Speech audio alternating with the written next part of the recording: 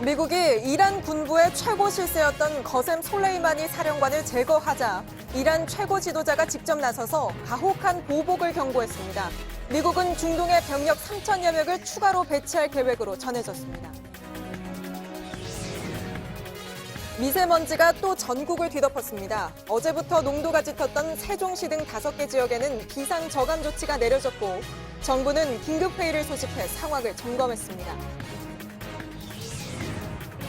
이제 100일 정도 남은 총선을 앞두고 여야 모두 험지 출마가 최대 이슈가 됐습니다. 사실상 종로 출마를 결정한 이낙연 총리와 수도권 험지 출마를 밝힌 한국당 황교안 대표, 그리고 신당 창당을 앞둔 유승민 의원까지 상황을 짚어봤습니다.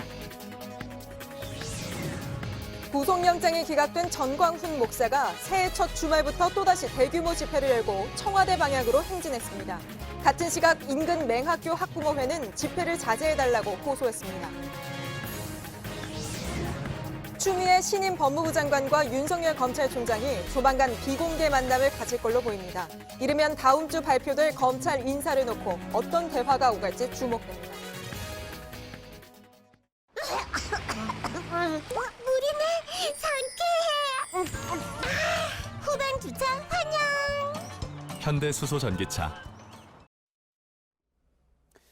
미국의 무인기 공습으로 이란 군부의 최고 실세 솔레이마니 사령관이 숨지면서 중동의 긴장감이 최고조에 달하고 있습니다. جمهوری اسلامی این حق قانونی رو داره که هر زمان و به هر شکلی که خودش صلاح بدونه. 이란 최고 지도자 하메이니는 미국을 향해 가혹한 보복을 기다려야 할 거라고까지 말했습니다. 미국이 중동에 병력 3천여 명을 더 보낼 거란 소식도 전해지는데요. 교착 상태인 북미 관계에도 변수가 될 수 있다는 분석이 나옵니다. 오늘의 첫 소식 박현주 기자입니다. 이란 안보 정책을 결정하는 최고 국가안보회의는 긴급 회의를 열고 강력하게 경고했습니다. 솔레이마니 사망에 대해 미국의 강력한 최고의 응징을 할 것이라고 한 겁니다. 이란 외무장관은 아예 TV에 나왔습니다. 미국의 책임을 묻겠다며 국제사회에서 여러 법적 조치에 나서겠다고 거들었습니다. 유엔 주재 이란 대사는 사무총장에게 서한을 보내 이번 사건을 미국 주도의 명백한 테러라고 규정한 것으로 전해졌습니다. A new chapter which is tantamount to opening a war against Iran. 반면 공습을 직접 지시한 트럼프 대통령은 전쟁을 멈추기 위한 작전이었다고 주장했습니다. What the United States did yesterday should have been done long ago. A lot of lives would have been saved. 이란이 보복을 예고한 상황에서 미국은 중동에 약 3,500명의 병력을 추가 배치할 계획으로 알려졌습니다. 중동의 긴장감이 커지면서 이라크에서 일하던 미국인들이 떠나고 있고 오는 5일 카타르로 전지훈련을 갈 예정이던 미국 남자 축구 대표팀도 훈련을 전면 취소했습니다. JTBC 박현주입니다. 이번 솔레이마니 사령관 제거 작전은 첩보를 수집하는 단계부터 드론으로 미사일 공격을 하기까지 신속하게 진행됐습니다. 미국이 적대국의 인사를 어떻게 타격할 수 있는지 보여준 거란 평가도 나오는데요. 이번 공습 작전을 이혜원 기자가 짚어봤습니다. 솔레이마니 사령관은 시리아에서 비행기를 타고 현지 시간 3일 새벽 이라크 바그다드 국제공항에 도착했습니다. 공항에서 이라크의 친이란 시아파 민병대 아부 마흐디 알무한디스 부사령관 등을 만나 차량으로 공항을 출발했습니다. 미국은 이 차량이 공항 밖으로 나가기 전에 곧바로 MQ-9 리퍼 드론을 띄워 차량을 폭파했습니다. 트럼프 대통령의 사전 허가를 받은 미 합동특수전사령부의 공습 작전이었습니다. 미 군 당국은 그동안 비밀 정보원과 정찰기, 전자도청 등을 통해 솔레이마니의 동선 정보를 확보했습니다. 마크 에스퍼 국방장관과 마이크 폼페이오 국무장관도 지난 주말 트럼프 대통령에게 솔레이마니의 구체적인 정보를 보고한 것으로 알려졌습니다. 미국 뉴욕타임스는 지난 조지 W. 부시, 버락 오바마 전 대통령 시절에도 솔레이마니를 제거하는 작전을 검토했지만 이란과의 전쟁을 우려해 무산됐다고 보도했습니다. JTBC 이예원입니다. 지금 미국 당국은 솔레이마니를 공격할 만한 충분한 이유가 있었다고 강조하고 있습니다. 앞서 리포트에서 전해드린 것처럼 전임 대통령들은 거부했던 이 암살 작전을 트럼프 정부는 왜 지금 진행을 한 건지 여러 가지 궁금증이 나올 수밖에 없는데요. 워싱턴을 연결해 보겠습니다. 자, 임종주 특파원, 먼저 이제 이란이 가혹한 보복을 예고했습니다. 워싱턴을 비롯한 미국 주요 도시들이 지금 신경을 곤두세우고 있다고 하죠. 네, 그렇습니다. 이곳 워싱턴 DC를 비롯해 시카고와 LA 등 주요 도시들은 구체적이고 심각한 위협은 없다며 과도한 불안감을 경계하면서도 긴장을 늦추지 않는 분위기입니다. 시카고는 공항의 경계를 강화했고 알링턴 국립묘지는 모든 입장객의 신분증을 요구하는 등 보안 수위를 높였습니다. 9.11 테러의 악몽이 있는 뉴욕은 더욱 예민하게 반응하고 있습니다. 뉴욕시장의 말 들어보겠습니다. We're in, at this point, a de facto state of war between the United States of America and Iran. None of us knows how this will play out. 예. 자, 미국 당국의 입장도 좀 들어볼까요? 트럼프 대통령은 분명히 임박한 위협이 있었다. 그러면서 이제 공격의 정당성을 주장을 했죠. 네, 미국의 논리는 이렇습니다. 미국인에 대한 임박한 테러 위협이 있었고 그건 정확한 정보를 바탕으로 한 것이고 따라서 바로 조치를 취할 수밖에 없었다는 것입니다.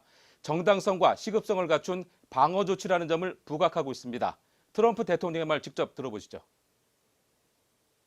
Soleimani was plotting imminent and sinister attacks on American diplomats and military personnel, but we caught him in the act and terminated him. 예.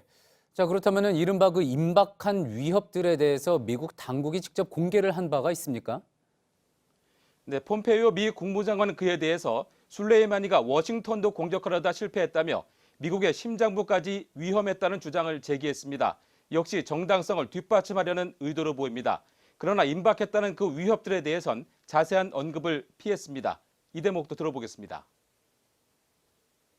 What was the nature of those imminent threats?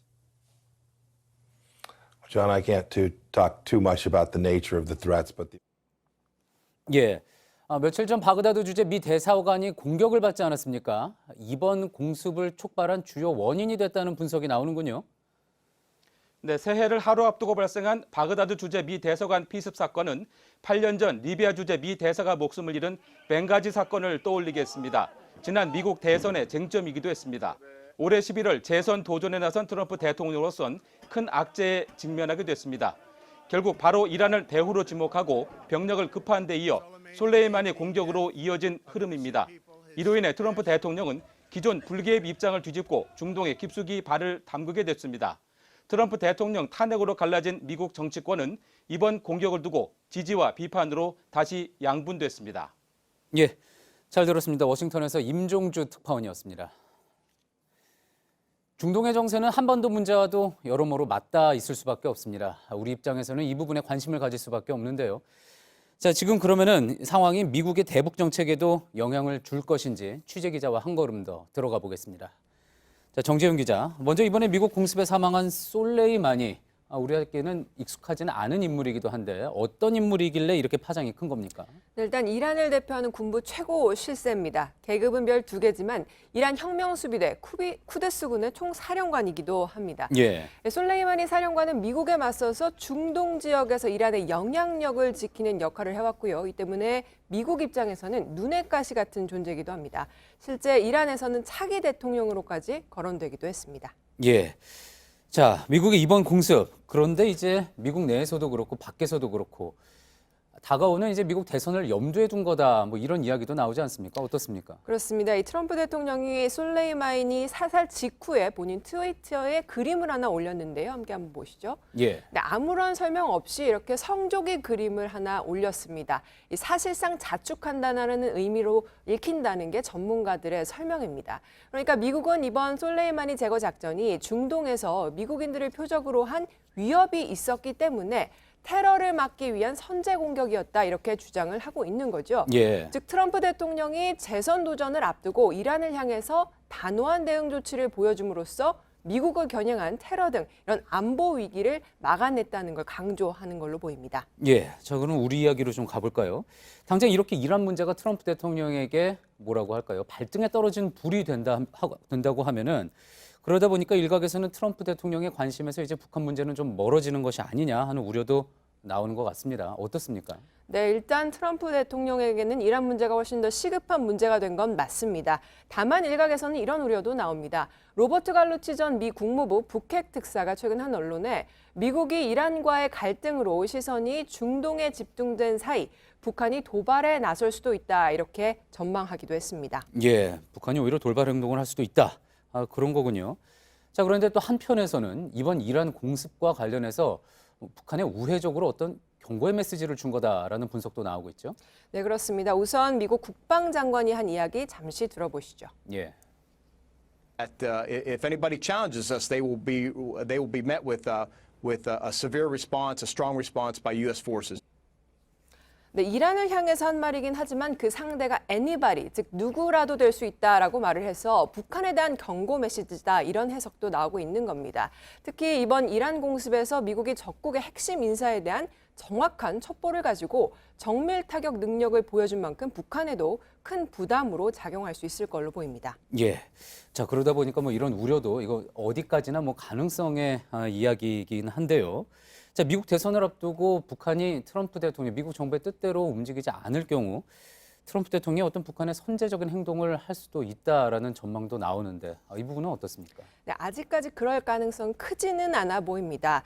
일단 북한이 미국 본토를 겨냥해서 직접적으로 뭐 ICBM이나 이런 무력 행위, 그러니까 레드라인을 넘지 않는 이상 미국이 선제적으로 무력을 행사하진 않을 거라는 게 대부분의 전문가들의 분석입니다. 예. 북한이 최근에 전원회의에서 새 전략 무기를 보여주겠다 또는 충격적 실제 행동에 나서겠다 이런 표현 등을 썼고요.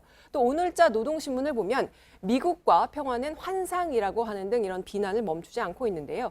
다만 현재로서는 북한이 레드라인은 넘지 않는 선에서 수위를 조절하면서 무력 도발을 할 수 있다는 관측이 더 우세합니다. 예.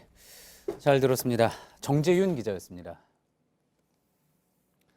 미국과 이란 사이 긴장감이 커지면서 국제 기름값과 금값이 크게 올랐습니다. 뉴욕 상업거래소에서 서부 텍사스유는 전날보다 배럴당 3% 오른 63달러를 기록했습니다. 지난해 5월 이후 약 8개월 만에 최고 수준입니다. 안전자산인 국제금값도 큰 폭으로 올라 4개월 만에 최고치를 찍었습니다. 지금으로선 국내 기름값과는 직접 상관이 없지만 앞으로 중동 상황이 더 나빠지면 영향을 받을 수밖에 없어 보입니다. 2020년 첫 주말인데요. 오늘도 역시 하늘은 뿌옇고 이렇게 공기는 참 답답했습니다. 새해 첫날 반짝 한파가 가시자마자 미세먼지가 짙어지면서 서울과 경기, 충청도 등 전국 10개 시도는 벌써 사흘째 미세먼지 나쁨 상태입니다. 그러다 보니 주말인데도 시민들은 나가기를 꺼려했고 밖에서 뛰놀고 싶은 아이들은 마스크를 써야만 했는데요. 충청과 경기 남부는 내일도 모레도 상황이 이럴 거라고 합니다. 정영재 기자가 새해 첫 주말 미세먼지 비상 상황을 둘러봤습니다. 동생의 썰매를 끌어주고 서로의 손을 잡고 아장아장. 새해 첫 주말 야외 스케이트장은 사람들로 북적입니다. 포근한 날씨지만 대부분 마스크를 쓰고 있습니다. 오늘 미세먼지가 좀 많은 날입니다. 마스크를 꼭 좀 착용하고 즐거운 스케이트 놀이를 해주시기를 바라겠습니다. 세종과 충청 등 5개 시도에 올해 첫 미세먼지 비상 저감 조치가 발령됐습니다. 세종시는 한때 초미세먼지 농도가 78 마이크로그램까지 올랐습니다. 이렇다 보니 무료로 마스크를 나눠주기도 했습니다. 엄마가 미세먼지 마시면 안 좋다고 했어요. 저가 스케이트 타고 싶다고 쫄랐어요. 그래가지고 마스크 쓰고 나와서 타고 있어요. 미세먼지가 안개처럼 길어요. 항상 요 며칠 동안 뿌예요. 네. 오늘 좀 유독 심한 날이라고 하던데. 오늘 유독 심하진 않아요. 며칠 전이 더 심했어요. 세종 정부청사가 내려다보이는 한 전망대 위에 올라와 있습니다. 청사 뒤쪽으로는 아파트가 빼곡한데 지금은 미세먼지 때문에 뿌예서 잘 보이지가 않습니다. 아래쪽을 한번 보여드리겠습니다. 주말 낮인데도 거리를 다니는 시민들의 모습은 찾아볼 수가 없습니다. 공사장 크레인도 미세먼지 저감 조치가 발령되면서 모두 멈춰 있습니다. 정부는 오늘 5개 시도와 함께 긴급 점검 회의를 열고 현장 단속도 했습니다. 세종의 대규모 택지 개발지 점검 현장을 따라가 봤습니다. 공사 장비는 멈춰 있고 살수차가 물을 뿌립니다. 차 바퀴에 묻은 먼지도 물로 씻어냅니다. 3시까지 단축 작업한다고 했는데 오늘은 어떻게 단축 운영하시는 거죠? 저희가 일단은 그 시공사랑 상의해서 오늘은 12시까지만 충남 석탄화력발전소 5기도 가동을 멈췄고 25기는 출력을 낮췄습니다. 국립환경과학원은 모레 오후부터 남풍이 불고 비가 내리며 공기 질이 나아질 것으로 내다봤습니다. JTBC 정영재입니다. 예, 지금부터는 이제 100일 정도 남은 총선 이야기를 좀 해보겠습니다. 현재는 험지 출마가 여야 모두에게 가장 뜨거운 이슈죠. 사실상 종로에 출마하겠다고 선언한 이낙연 총리, 그리고 어제 수도권 험지에 출마하겠다고 밝힌 황교안 한국당 대표, 또 신당이라는 험지를 택한 유승민 의원까지 먼저 황교안 대표가 비례대표를 포기하고 수도권 출마를 결정한 건 승부수를 던진 거라는 평가입니다. 지도부 퇴진하란 요구가 빗발치자 이렇게 받아친 건데 떨어질 경우 차기 대선 주자로서의 입지마저 흔들릴 수 있습니다. 먼저 황교안 대표 소식부터 강인식 기자가 전해드립니다. 이틀 전 여상규 의원은 불출마를 선언하며 비대위 체제로 가야 한다고 촉구했습니다. 모든 걸 가진 것을 내려놓고 그리고 빅텐트를 다시 쳐서 곧바로 황 대표에게 관련 질문이 이어졌습니다. 사퇴론에 대해서는 어떻게 생각하세요?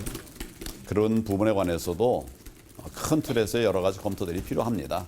지난해 11월 김세연 의원을 시작으로 불출마 선언이 나올 때마다 지도부 사퇴 요구가 줄기차게 쏟아졌습니다. 새해 들어 홍준표, 김병준 전직 대표 등이 곧 비대위 구성안을 발표할 거란 구체적 얘기까지 나왔습니다. 김무성 의원은 작은 이익에 집착할 때가 아니라고 압박했습니다. 그간 모호하게 대응하던 황 대표는 어제 지역구 출마를 공식화했습니다. 수도권의 험지에 출마를 하겠습니다. 공천권 등 전권을 틀어지고 총선을 끝까지 지휘하겠다는 뜻을 분명히 한 겁니다. 황 대표가 말한 험지에 대해 여러 말이 나오지만 이낙연 총리가 출마할 가능성이 큰 종로로 사람들의 시선이 모입니다. 한국당의 한 중진 의원은 종로 매치 한 번으로 모든 것을 잃을 수 있다고들 하는데 열세에 놓인 제1야당 대선 주자가 던질 수 있는 카드로 이해할 수 있다고 말했습니다. JTBC 강인식입니다. 이렇게 되면 황교안 대표와 맞붙게 될 민주당 후보 이낙연 총리가 유력해졌습니다. 민주당 이해찬 대표도 어제 야당 후보가 강한 수도권에 현역 의원을 내보내지 않고 전략 공천을 하겠다고 했는데 그중 종로를 콕 집었습니다. 어쩌면 이번 총선 종로에선 총리 출신들의 대결, 또 차기 대권 주자의 대결이 펼쳐질 걸로 보입니다. 이어서 김소현 기자입니다. 이해찬 대표가 말한 전략지구의 조건은 3가지입니다. 주로 수도권에 야당 후보가 강한 곳, 또 민주당 현역 의원이 출마하지 않기로 한 곳입니다. 그러면서 특정 지역구 2곳을 거론했습니다. 종로 이번에 이제 광진 이런 데는 불출마 이제 하니까. 정세균 총리 후보자와 추미애 법무장관의 지역구를 전략공천 대상으로 꼽은 겁니다. 전략공천은 최소화하겠다고도 했습니다. 마침 종로 출마에 대한 이낙연 총리의 발언도 날로 선명해지고 있습니다. 원칙론에서 나아가 어제는 피할 재간이 없다는 말까지 했습니다. 이해찬 대표는 20명 정도의 의원이 불출마 선언을 할 것이라고도 밝혔습니다. 지금까지 여당에서 12명이 불출마 의사를 밝혔습니다. 민주당 핵심 관계자는 새로 영입한 인재들을 비례대표보다 지역구에 더 많이 내보낼 수 있다고 말했습니다. 그리고 앞으로 이제 한 10분 정도를 더 발표를 할 건데요. 그 이제 일주일에 한 2분이나 3분씩 이렇게 해서. 연동형 비례제 도입으로 비례대표 의석이 줄어드는 만큼 영입 과정에서부터 지역구 출마 가능성을 열어놨다는 겁니다. JTBC 김소현입니다. 네, 그런가 하면 유승민 의원은 내일 새로운 보수당을 창당합니다. 자유한국당과 다른 합리적인 보수 세력을 중심으로 보수 통합의 중심에 서겠다는 건데요. 유 의원은 지난 3년간 가시밭길을 걸었다고 최근 말했는데 앞으로가 진짜 가시밭길이란 말이 나오고 있습니다. 정종문 기자입니다. 보수 빅텐트 논의에서 유승민 의원이 주도하는 새로운 보수당은 여러 가지 의미에서 큰 관심사입니다. 한국당과 어떤 식으로 손을 잡는지에 따라 향후 보수 야권의 지형이 결정되기 때문입니다. 유 의원은 한국당과 물밑 협상을 부인하지 않았습니다. 그동안 다양한 분들을 통해서 다양하게 이야기를 해왔고 유 의원은 이미 탄핵의 강을 건너야 한다는 통합의 조건을 내건 바 있습니다. 하지만 황교안 자유한국당 대표는 이런 요구와 다르게 움직이고 있습니다. 탄핵을 부인하는 세력과 집회를 여는 등 더 오른쪽으로 가는 경향을 보이고 있는 겁니다. 황 대표는 유 의원을 가리켜 최근 통합 대상은 유 아무개만 있는 게 아니라고 말하기도 했습니다. 최근 정계 복귀를 선언한 안철수 전 바른미래당 대표와의 관계 설정도 쉽지 않습니다. 10월 초, 11월 말 이렇게 제가 같이 하자는 그런 이야기를 이제 문자를 드렸는데 답을 못 받은 그게 지금 상태입니다. 이런 가운데 홍준표 전 한국당 대표가 어제 인터뷰에서 유 의원의 지역구인 대구 동구을에 출마할 수도 있다고 밝혔습니다. 유 의원이 다음 대선에 나오면 대구 경북 지역이 분열된다며 이걸 막기 위해 주저앉혀야 한다고 주장했습니다. JTBC 정종문입니다. 예, 새해 첫 주말인 오늘 서울 도심에서는 보수 성향 단체들의 집회가 이어졌습니다. 전광훈 목사도 다시 광장에 나타났습니다. 같은 시간 청와대 주변에서는 인근 맹학교 학부모들이 학생들이 공부에 집중할 수 있도록 집회를 멈춰달라고 호소했습니다. 김지성 기자의 보도입니다. 전광훈 목사는 구속영장이 기각된 지 이틀 만에 광화문 광장으로 나왔습니다. 여러분의 기도로 제가 돌아왔습니다. 대한민국의 헌법이 저를 풀어주었습니다. 전 목사는 폭력 시위를 주도한 혐의를 받고 있는데 청와대 진입을 시도한 이른바 순국 결사대는 자신과 무관하다고 주장해왔습니다. 하지만 오늘 발언은 달랐습니다. 여러분 전체가 다 순국 결사대로 지원해 주시기 원하시면 두 손 들고 만세! 돈을 걷기 위한 포대자루까지 등장했습니다. 새해 첫 주말인 오늘 10여 개 보수단체가 광화문과 서울역 등 도심 일대에서 집회를 열었습니다. 한기총을 포함한 일부 단체는 청와대까지 행진했습니다. 청운 효자동 주민과 인근 맹학교 학부모들은 생활권과 학습권 보호를 위해 집회를 멈춰달라고 요구했습니다. 저 붙이지 못하게 그러니까! 다만 물리적 충돌은 없었습니다. 경찰은 당초 오늘부터 청와대 앞 시위를 전면 금지하려 했지만 법원은 오전 9시부터 오후 10시 사이 집회는 허용했습니다. 맹학교 학부모와 주민들은 집회 단체를 대상으로 접근 금지 가처분 신청을 낼 계획입니다. 한편 오늘 서울 서초동에선 조국 전 법무부 장관을 지지하고 검찰 개혁을 요구하는 집회가 열렸습니다. JTBC 김지성입니다. 추미애 신임 법무부 장관과 윤석열 검찰총장이 조만간 비공개로 만날 예정입니다. 장관이 된 뒤 전화 통화만 하다가 처음 직접 만나는 건데요. 특히 조만간 있을 검찰 인사를 놓고 무슨 이야기를 할지가 관심입니다. 송우영 기자입니다. 추미애 장관이 그제 임명되자 윤석열 검찰총장은 축하 전화를 걸었습니다. 장관으로 내정된 후 건 전화에 이어 두 번째입니다. 이 통화에서 추 장관은 조만간 만나자고 제안한 걸로 알려졌습니다. 양쪽은 비공개로 만날 일정을 조율하고 있습니다. 주목되는 건 검찰 인사에 대해 어떤 말이 오갈지입니다. 우선 취임사에 개혁이란 단어를 17차례나 쓴 추 장관이 검찰 인사에 대해 구체적인 언급을 할지, 또 윤 총장이 이에 대한 의견을 표할지가 관심사입니다. 인사폭도 중요합니다. 공석인 검사장급 이상 6자리를 채워넣는 등 예상되는 정도에서 그치느냐, 아니면 파격적인 대규모 인사로 이어지느냐를 두고 법조계의 전망은 갈립니다. 추 장관은 그동안 말을 아껴왔습니다. 법무부 장관 임명을 받으시면 즉각 검찰 인사를 해서 윤석열 장관 총장을 해임할 것이다 라고 하는데 그런 인사를 할 계획을 가지고 계십니까? 인사권 한 자는 대통령이기 때문에 이 자리에서 언급하기는 부적절하다고 생각합니다. 청와대의 선거 개입 의혹 수사 등 정권 수사 담당자들이 인사 대상에 포함될지를 두고도 검찰 내부에선 촉각을 기울이고 있습니다. JTBC 송우영입니다. 청와대의 지방선거 개입 의혹을 수사하는 검찰이 오늘 울산시 정무특보실과 교통과 그리고 미래신사업과 등을 압수수색했습니다. 압수수색 대상이 된 정무특보 정모 씨는 송철호 울산시장의 측근으로 재작년 지방선거를 앞두고 송병기 부시장과 함께 청와대 관계자를 만난 걸로 지목된 인물입니다. 검찰은 송 시장의 선거 공약이 만들어지는 과정에서 청와대나 시 관계자들이 불법적으로 도왔는지를 살펴보고 있습니다. 우리 바다를 침범해서 불법 조업을 하던 중국 어선이 새해 들어 처음으로 붙잡혔습니다. 이번엔 인천 영평도 해역에서 신종수법으로 조개를 잡고 있었습니다. 오선민 기자입니다. 현재 등속력 하나 둘 셋 넷 타역. 사이렌 소리와 함께 해경 단속반이 중국 어선에 뛰어 올라탑니다. 현재 두 차시 개방 실시 중에 있어. 열어. 단속반원 2명이 조타실 문을 열자 빨간색 옷을 입은 중국 선원이 보입니다. 不要动！把船员都拿到前面。 오늘 오전 10시 반쯤 인천 연평도 동쪽 16.6km 해역에서 불법 조업을 하던 중국 어선 한 척이 붙잡히고 22척이 퇴거 조치됐습니다.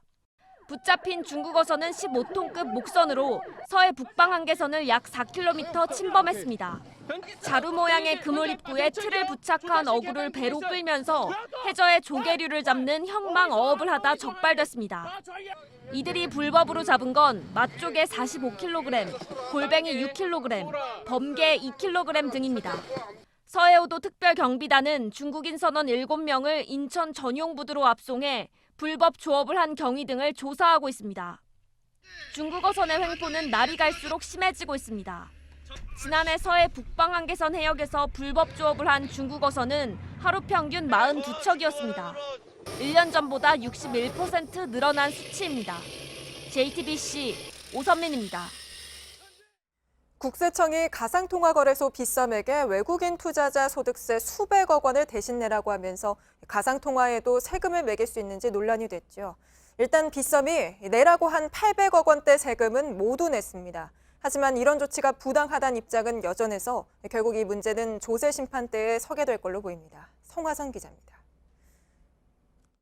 국세청이 빗썸에 내라고 한 세금은 모두 803억 원입니다. 외국인 투자자가 국내에서 가상통화를 팔아 소득을 얻었는데 세금을 내지 않았으니 거래소인 빗썸이 대신 내라는 겁니다. 국세청이 세금을 매긴 근거는 외국인이 사고 판 가상통화가 국내 자산이라는 판단에서입니다. 외국인이 원화로 바꿔간 금액은 국내에 있는 자산을 팔아 얻은 소득이기 때문에 소득세를 내야 한다는 겁니다. 지난해 빗썸은 가상통화 가격이 급락하고 거래가 줄면서 2천억 원 넘는 손실을 봤습니다. 빗썸은 일단 세금을 완납했습니다. 세금을 마련한 배경에 대해선 영업 비밀이라면서도 조세심판원에 심판을 청구해 구제를 받겠다고 밝혔습니다. 국내에선 가상통화를 자산이라고 보기 어렵다는 게 빗썸 측 주장입니다. 가상통화에 대한 명확한 규정이 없으니 세금을 내라고 할 법적 근거도 없다는 겁니다. 국세청이 빗썸에 이어 다른 가상통화 거래소에도 세금을 부과하면 논란은 더 커질 것으로 보입니다. JTBC 성화선입니다. 오늘도 일회용 플라스틱 컵이나 페트병 쓰신 분들 많을 텐데요. 우리가 1년 동안 쓰는 플라스틱 컵을 쌓으면 이게 얼마나 많은지 달까지 닿을 정도라고 합니다. 재활용하는 것도 한계가 있어서 덜 만들어서 덜 쓰는 게 답이라는 목소리가 높은데요. 이자연 기자입니다.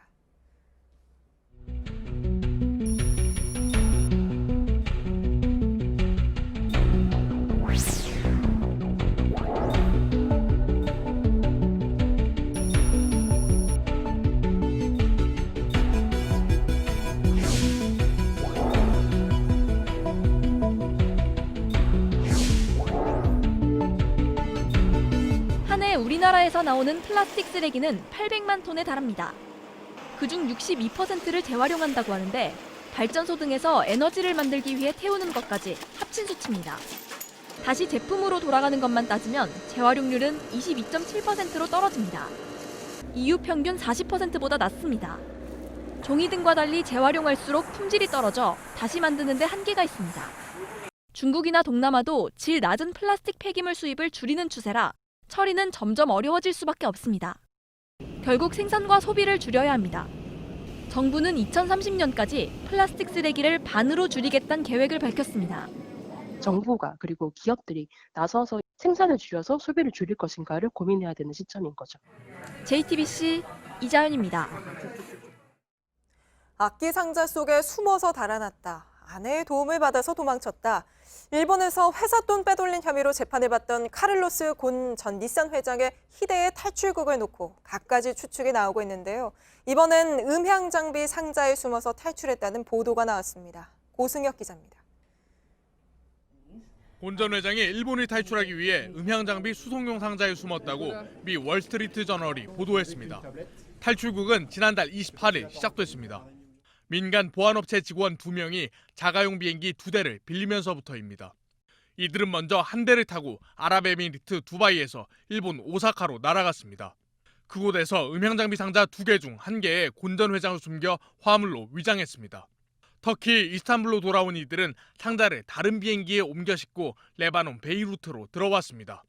이 과정에서 곤 전 회장이 숨은 화물 상자가 어떻게 공항 검색을 통과했는지는 밝혀지지 않았습니다. 다만 일부 공항에선 VIP가 이용하는 자가용 비행기의 경우 화물 검색이 제외되기도 하는 것으로 알려졌습니다. 화물 상자를 실었던 2대의 자가용 비행기 명단에 곤 전 회장의 이름은 없었습니다. 최근 일부 레바논 언론은 곤 전 회장이 도쿄 집에서 악기 상자에 숨어 집을 빠져나왔다고 보도했습니다. 하지만 지난달 29일 곤 전 회장이 모자와 마스크를 쓴 채 혼자 집을 나오는 모습이 감시 카메라에 찍혔습니다. 레바논 검찰은 다음 주 곤 전 회장을 소환해 자세한 탈출 경위를 조사할 예정입니다. JTBC 고승혁입니다. 중국 후베이성 우한시에서 원인을 알 수 없는 폐렴이 퍼지면서 주중 한국 대사관도 우리 교민들에게 주의를 당부하고 나섰습니다. 우한시 당국은 현재까지 원인을 알 수 없는 폐렴 진단을 받은 환자는 모두 44명이고 이 중 11명은 위중한 상태라고 밝혔습니다. 호주에서 넉 달째 큰 산불이 이어지면서 국가 비상사태까지 선포된 가운데 호주 해군이 군함까지 동원해서 주민과 관광객 약 1,000명을 대피시켰습니다. 호주 주재 미국 대사관은 산불 피해가 큰 남동부 지역에 있는 여행객들에겐 오늘까지 모두 빠져나오라며 대피령을 내렸습니다. 이번 산불로 현재까지 최소 18명이 숨졌고 서울의 82배에 달하는 면적이 잿더미로 변했습니다.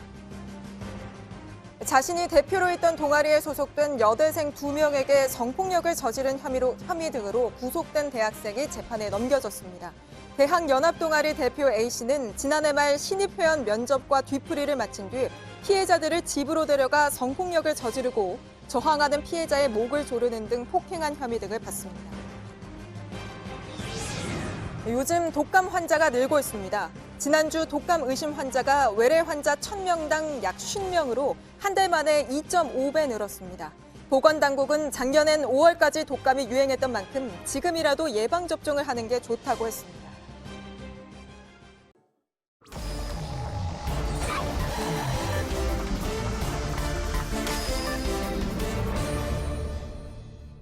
예, 비하인드 뉴스를 시작하겠습니다. 최재원 기자가 나와 있습니다. 조 기자, 첫 번째 키워드 볼까요? 네. 첫 번째 키워드는 경쟁자의 선택, 물음표를 붙였습니다. 예, 어떤 선택일지, 무슨 이야기입니까? 네, 한국당의 황교안 대표가 자신 험지에 나가겠다라고 선언을 했죠. 그러면서 중진들도 험한 길을 가자라고 얘기를 했는데 그동안 꾸준히 황 대표를 겨냥해서 험지 나가라라고 부추겼던 사람 누군지 기억하실 겁니다. 홍준표 전 대표인데 홍 전 대표 입장에서는 좀 자신의 요구대로 된 셈이지만 그런데 평가는 좀 박했습니다. 소셜미디어에 이런 평가를 내놨는데 좀 소개를 해드리죠. 입당 1년도 안 된 사람이 험지 출마를 선언하는 것은 당연한 수순이다. 그게 무슨 큰 희생이라고 다른 사람들까지 끌고 들어가느냐 라면서 모두 내려놓고 통합비대위를 구성하라라고 얘기를 했는데 이건 대표직 내려놓고 보수 통합비대위를 만들어야 선거 치를 수 있다라는 주장입니다. 예.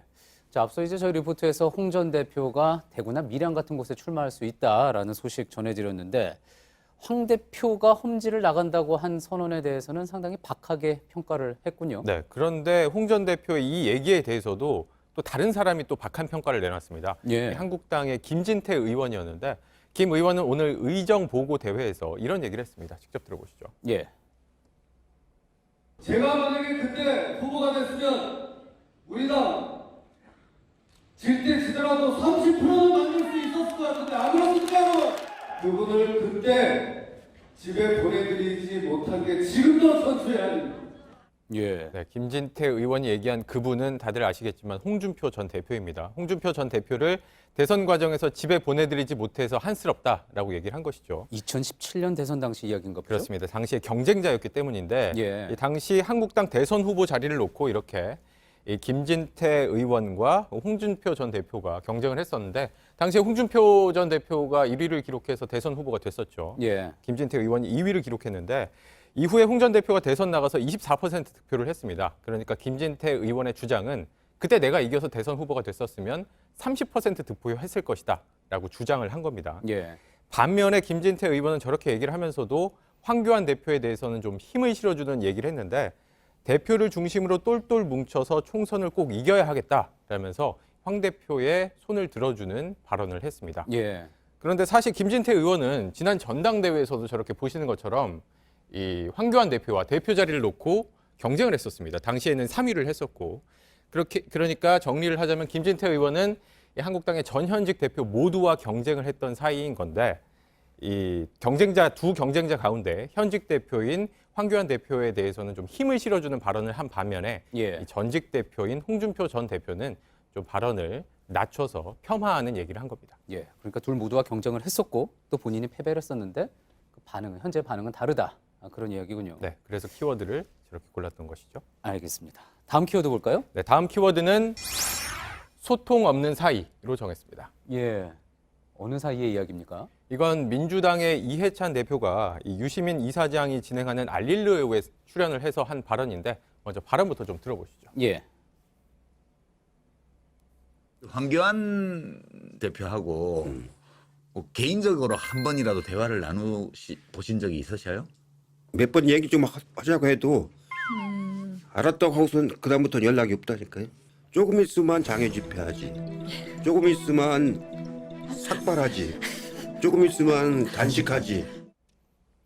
예, 그러니까 여야 대표 간에 서로 소통을 할 기회가 없었다 그런 이야기군요. 네, 뭐 최근에 황 대표가 단식을 진행할 때 이 대표가 직접 찾아와서 이렇게 잠시 대화를 나눌 기회가 있었지만 뭐 이렇다 할 얘기가 오가지 않았기 때문에 의미 있는 만남이었다라고 평가하기는 좀 어렵습니다. 예. 이 두 사람의 서먹한 모습은 또 어제 있었던 경제계 신년회에서도 좀 확인할 수 있었는데 좀 영상을 보면서 이건 설명을 드리죠. 예. 어제 정치권과 정부, 경제계 인사들이 참석하는 2020년 경제계 신년 인사회 모습을 보고 계신데 보시는 것처럼 황교안 대표와 이해찬 대표가 나란히 서 있는데 어딘가 좀 서먹한 모습을 볼 수가 있습니다. 예. 그런데 황 대표가 저렇게 연설을 하러 간 사이에 먼저 연설을 마친 이 대표가 주변 사람들과 악수를 나누고 먼저 자리를 떴습니다.